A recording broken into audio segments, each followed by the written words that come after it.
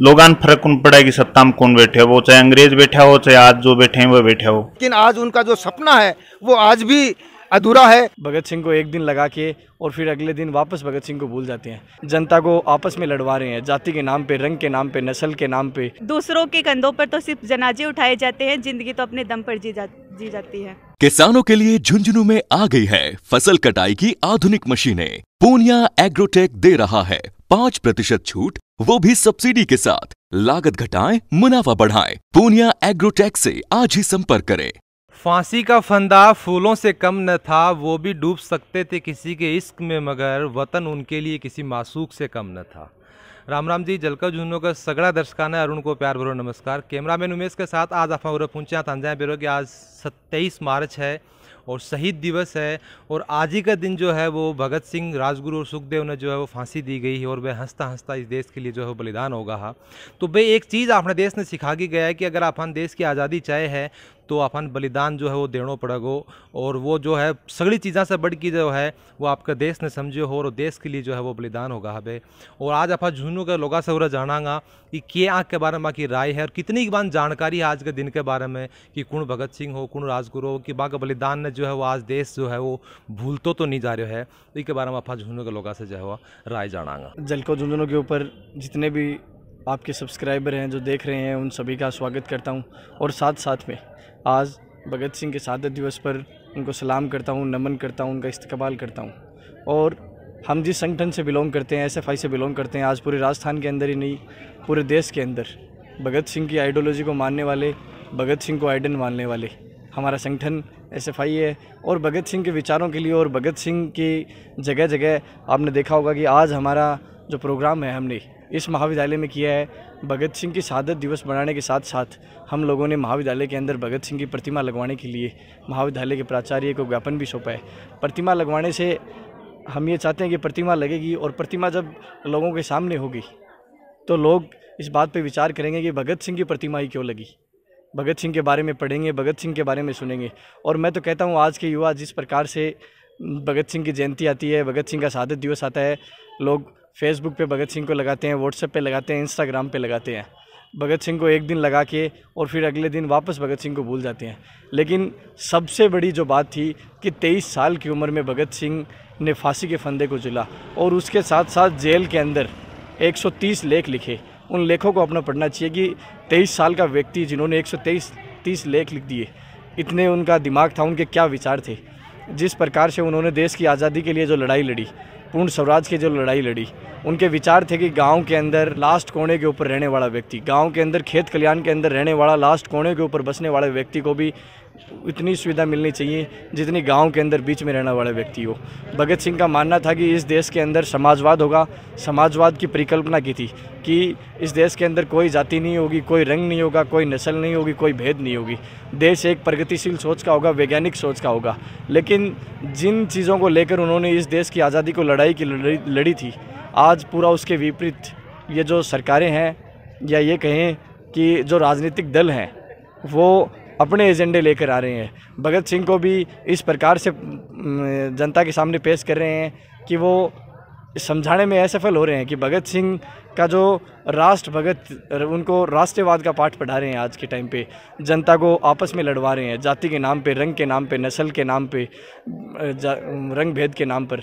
भगत सिंह का ये सपना नहीं था कि मेरे जाने के बाद इस देश के अंदर ऐसा होगा। उन्होंने सोचा था कि पूरा देश एक होगा, सर्वहारा होगा, समाजवाद होगा, कोई जाति रंग नस्ल भेद की लड़ाई नहीं होगी। आजकल के लोगों का मानना है कि भगत सिंह पैदा नहीं होते। वो पैदा क्यों नहीं होते? वो भी तो एक इंसान ही थे, एक व्यक्ति थे, लेकिन पैदा इसलिए नहीं होते क्योंकि आजकल हम उनकी विचारधारा को मानने के बजाय उनके फ़ैन बनकर बैठे हैं। उनके फ़ैन बनने से कुछ नहीं होगा। अगर उनके विचार उनको अपनाना है और उनके जैसा बनना है तो उनकी विचारधारा को अपने दिल में उतारना होगा। आजकल क्या होता है कि अगर शहादत दिवस हो या जयंती हो, हम उनके प्रोफाइल फ़ोटो लगा लेते हैं, DP लगा लेते हैं, स्टेटस लगाते हैं, स्टोरी लगाते हैं। तो इनसे भगत सिंह की विचारधारा को नहीं अपनाया जाता है। भगत सिंह की विचारधारा को अपनाना है तो अपने दिल में उतारना होगा उनके आदर्शों को।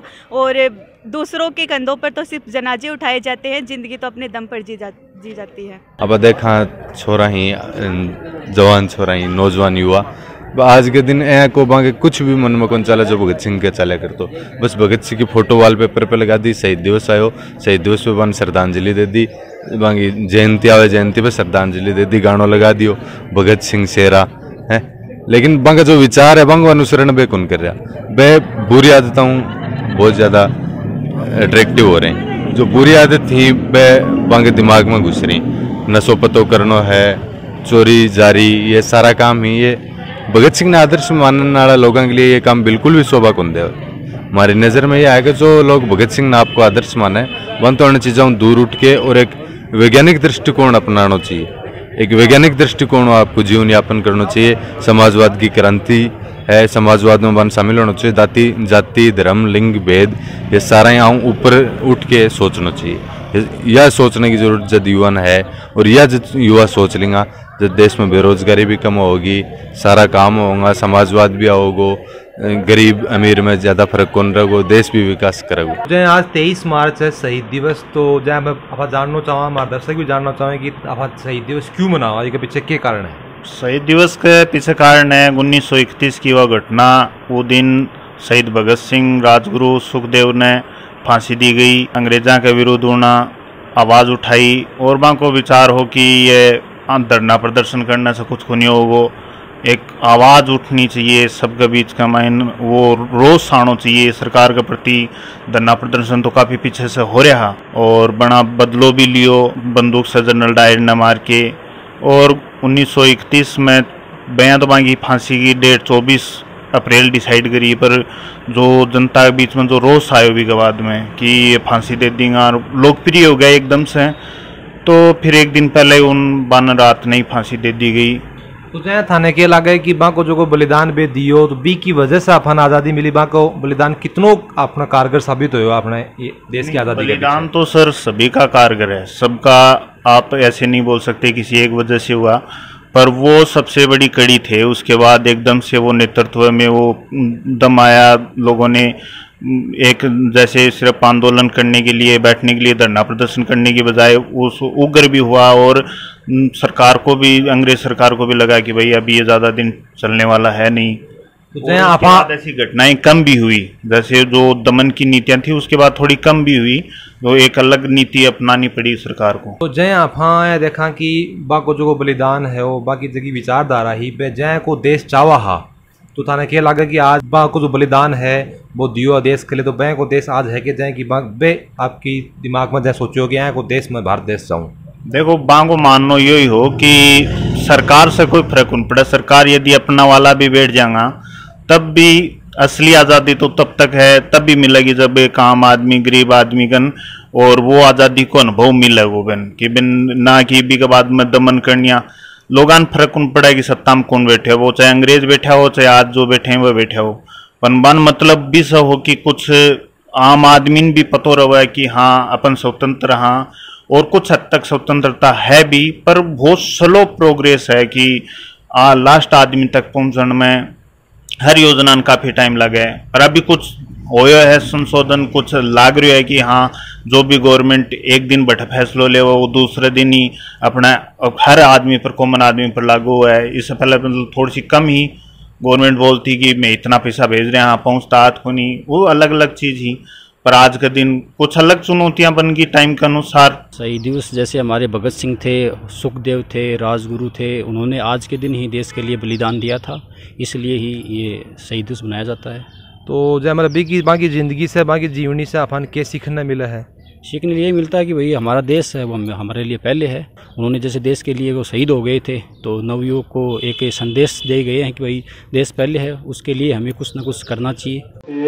बजीरे भारत देश में, ओ मेरे देश में, खाली जोर के बजीरे मेरे देश में, ओ भारत देश में, बालक आया भगत सिंह के देश में, ओ बालक आया भगत सिंह के देश में। 20-25 साल से तो मतलब ऐसा कोई मतलब ये दिन नहीं जाता है कि यहाँ भगत सिंह का कार्यक्रम प्रोग्राम नहीं किया जाता है।